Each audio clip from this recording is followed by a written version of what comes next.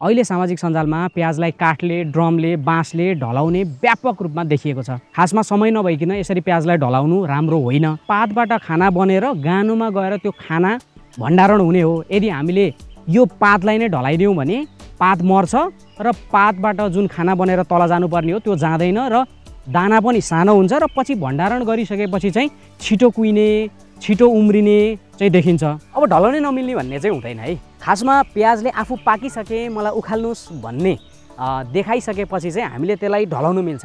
अब कतिखेर ढलाउने त भन्दाखेरि यदि हामीले लगाएको प्याज जति लगाछौँ त्यसको 10 देखि 15% चाहिँ आफै घाँटी सुकेर घाँटी भाँचियो भने हामीले अरूलाई चाहिँ ढलाइदिन पनि सक्छौँ। त्यसो गर्नाले एकनास रूपले पाक्छ र एकैचोटि उखाल्न मिल्छ।